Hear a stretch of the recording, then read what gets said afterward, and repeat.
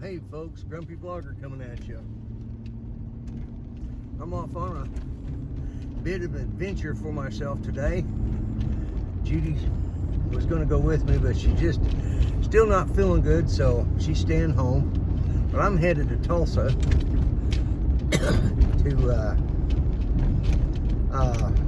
I got to go for this appointment for excuse me, I got to go for this appointment to get my meds refilled. I discussed this in another video, but one of the things that just really irks me, I talked to my good friend Paul McCullough, who's one of the guys that I flew flight sim with for, God, I've known him for 20 years, and he's been to my house, I don't know, 3 or 4 times, stayed with us.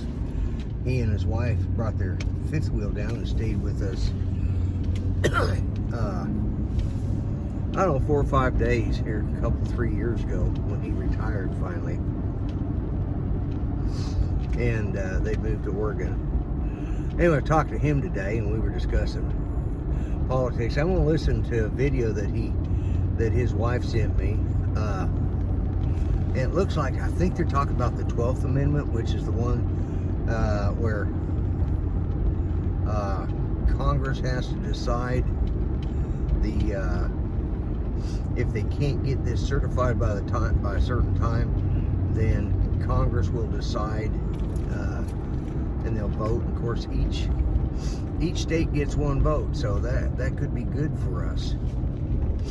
And you know, I'm sure. And then the Senate would decide. I think it's the 12th Amendment is what we were talking about. And I may be wrong. I will look that up. But anyways, so just kind of hanging back, you know, as long as Trump doesn't concede and they don't have all the votes counted and there's still outstanding ballots that they're trying to certify, it'll go before Congress.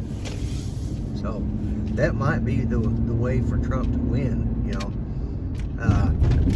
And I've said this, and I forgot who his name is. He put a comment in my video that went up for Friday the 13th, and it was very articulate, you know, very well done. I actually pinned it on that video, so you might want to read his comment, because I was just he was saying the same thing I've been saying for a couple of weeks now. It doesn't matter. I was talking to my friend Paul again, bringing him back up. He said, you know, even if he had voted for Biden, he'd be keeping his fingers crossed behind his back, because even if he were, and any patriot, Democrat or Republican or Independent or Green Party, let's not count them. They're anti-human as far as I can tell. Hug a tree, kill a human. I don't know. Maybe I'm wrong, but that's sort of how I feel about it. But yeah, they would, you know, anybody who's truly loves this country, whether you're on the left or the right, you know, centrist, I guess, is the average American, would all say the same thing. You know, they don't trust this election no matter how it turns out. And that's what's got to be corrected. So anyways, moving right along. The reason I'm having to go for this is because I need some refills. Now, why didn't they take care of it a couple weeks ago? Because I was there for a different type of point. I was there for a wellness check.